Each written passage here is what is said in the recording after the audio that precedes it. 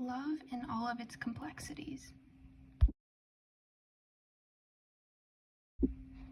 The novel The Great Gatsby by F. Scott Fitzgerald, Hamlet by William Shakespeare, the short story Bluffing by Gail Helgason, and the poem And Because Love Battles by Pablo Neruda all share similarities and differences when it comes to love. Bluffing by Gail Helgason was a short story about a high school biology teacher, Gabriella, and her boyfriend, Liam. The story began with Gabriella in a hospital waiting to visit someone, then flashes back to the past to focus on Gabriella's relationship with Liam. She wanted to renew her lease for her and Liam's home to solidify their relationship, but was worried to tell him up front because he lacked commitment. She planned to tell him about the lease on a hiking trip. That was until Liam told her that he was planning on leaving for a few months on a climbing expedition. Gabriella was upset, stormed off, and Liam chased behind her, where they then encountered a grizzly bear. Liam ran away, saying it was to draw the bear's attention to him instead of Gabriella, but in reality he ran because he was scared. One thing that is for sure is that by facing prescribed social norms, the characters of Prince Hamlet, J. Gatsby, Gabriella, and the speaker in And Because Love Battles will only understand the reality of their respective love stories if they are true to themselves and others. In the world J. Gatsby lives in, being rich and successful was seen as the only way to truly achieve your goals. Gatsby pretended to be someone he wasn't to fit into these social norms in hopes of reaching his end goal, being with Daisy Buchanan. In doing so, he never understood the reality of his love story because he wasn't true to himself or others. In an attempt to seem rich and successful, Gatsby hosted ginormous parties and pretended that he was popular and knew everyone to impress Daisy, hoping that she would eventually stop by. While at one of Gatsby's parties, Nick saw Daisy and noticed. The rest offended her, and inarguably, because it wasn't a gesture, but an emotion. By believing hosting gaudy parties was the way to get Daisy back, Gatsby actually ended up pushing her away. She didn't like his parties, although he thought she would. He created a false idea of Daisy in his mind because he was trying so hard to be someone he was not that he also made her out to be someone she wasn't. Gatsby was never truly able to understand who she was and what she wanted because of the colossal vitality of his illusion. He also tried to force her into saying that she never loved Tom and that she wanted to leave him, when in reality this was again his illusion speaking. She does love Tom, and by Gatsby trying to force her into saying she didn't, she became overwhelmed and began to realize their affair was not something she wanted to continue. Another thing Gatsby was not truthful about was the way he became rich. He said he inherited all of his money from his dead family, but in reality he was a bootlegger and was involved in illegal activities with shady people. When Tom revealed this to Daisy, Gatsby began trying to defend himself, but with every word she was drawing further and further into herself, so he gave that up and only the dead dream fought on. Since Gatsby did not earn his money in a truthful manner and lied about it to everyone he knew, including Daisy, he ended up again pushing her further away. He tried to defend himself, but Daisy already realized he was a fraud and that their affair was too much for her to deal with. Gatsby never understood that by being untrue, he made Daisy out to be someone she wasn't, and that his plan to win her over was built off of lies that could backfire at any minute, and did. In Elizabethan times, the great chain of beings was the social norm. One couldn't disobey someone who was above them in the hierarchy. Due to this, Hamlet decided to pretend to be mad so he could kill Claudius, his father's murderer, without people thinking he was deliberately trying to upset the great chain of beings. By doing this, he lost Ophelia and didn't truly avenge his father in the name of love, because he wasn't being true to himself or others. When speaking to Ophelia after she returned his love letters, Hamlet told her lies and was cruel to her.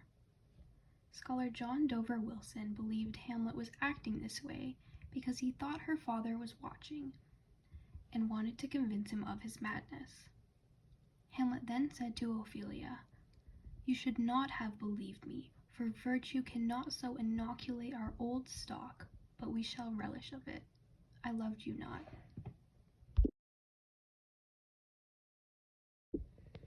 Hamlet told Ophelia that he never loved her, but in reality he did. By not telling her the truth in order to seem mad, Ophelia believed his lies and was upset and frustrated with him. Not only did his lies push her away, but by being cruel to feign madness, she began to believe that he had changed and no longer wanted anything to do with him. Hamlet didn't understand that his words could do so much harm, thus in the end causing him to lose Ophelia. As well, due to Hamlet's madness, Claudius felt threatened and wanted him dead. He then killed Hamlet by use of Laertes, but during this whole process Gertrude ended up dying. At the beginning of the play, one of the requests that the ghost of the old king made to Hamlet was, "Taint not thy mind, nor let thy soul contrive against thy mother aught. Leave her to heaven and to those thorns that in her bosom lodge, to prick and sting her. Fare thee well at once." Hamlet was never truly able to avenge his father in the name of love, because he didn't keep his promise to keep Gertrude alive. Not only did his pretend madness cause a chain reaction resulting in Gertrude's death, but not deliberately telling her the truth about what Claudius had done also contributed to it.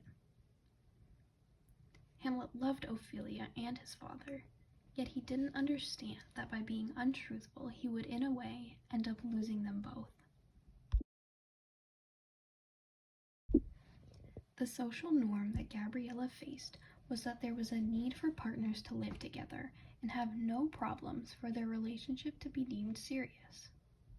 She tried so hard to fit into the social norm of being in a perfect relationship and pretended that everything was okay, when in reality it wasn't.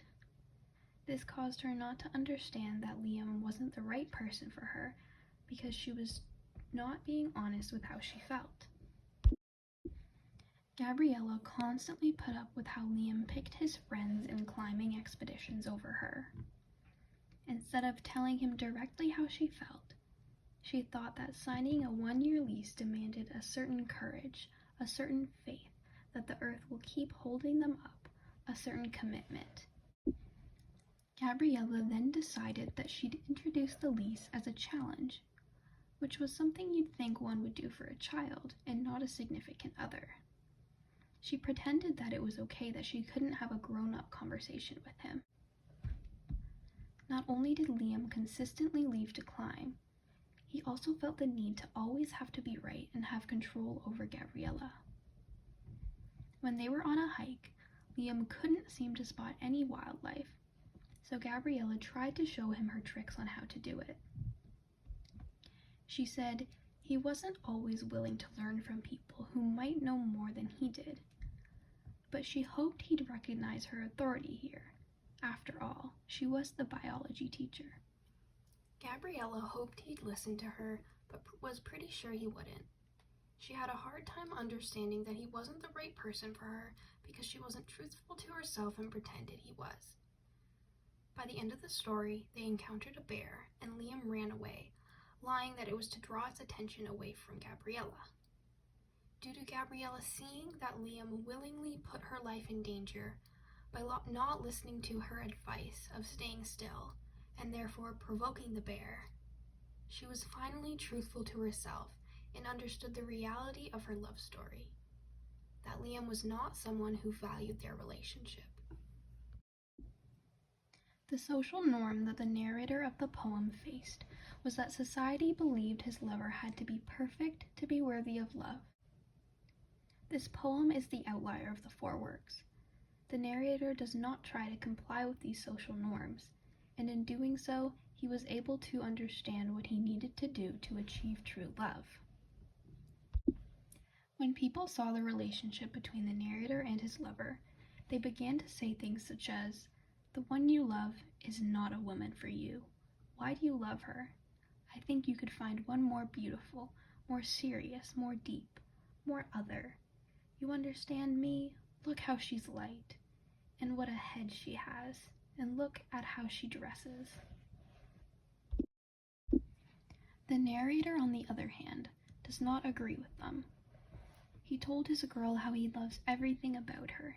He loves her hair, the way she dresses, her smile. He told her that she's a necessity in his life. The narrator was the only character in the four works to understand the reality of his love story right from the beginning, because he was truthful to himself and others. In conclusion, each character faced prescribed social norms with different degrees of understanding. Both Gatsby and Hamlet never understood the reality of their love stories because they were not truthful to themselves or others. Gabriella, although originally being untruthful to herself and Liam, was able to begin the process of understanding the reality of her love story in the end. Lastly, the narrator in the poem was always true to himself and others, therefore he was able to understand the reality of his love story and what he needed to do to achieve love. The motif of death in correlation with love is also present in all four works. In The Great Gatsby, when Nick, Jordan, and Tom were driving home just after Gatsby's dream for having Daisy died, Nick mentioned how they were now driving in the cooling twilight towards death. This is when Tom and George both lost someone they loved, Myrtle, and it happened in the Valley of Ashes, which is a symbol of death in itself. In Hamlet, the motif of death in relation to love appears many times when Hamlet is grieving from the loss of his father and is wondering what comes after death. It is also shown when the gravedigger digs up skulls from the ground, and Hamlet recognizes one to be Yorick, the jester he loved. This causes him again to contemplate the meaning of life and death.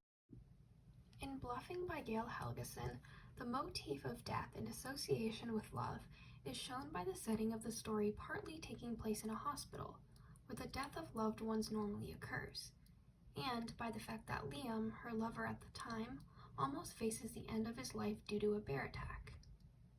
In the poem And Because Love Battles, the motif of death in relation to love is mentioned when the narrator says that the love that him and his woman have is dangerous, that if it brings them towards death for not complying to society's norms, that he is not afraid because their love can overcome anything.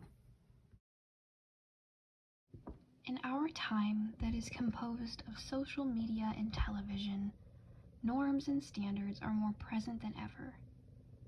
If we can learn from the mistakes of Gatsby, Hamlet, and Gabriella, maybe we can become more like the narrator of the poem and be true to ourselves.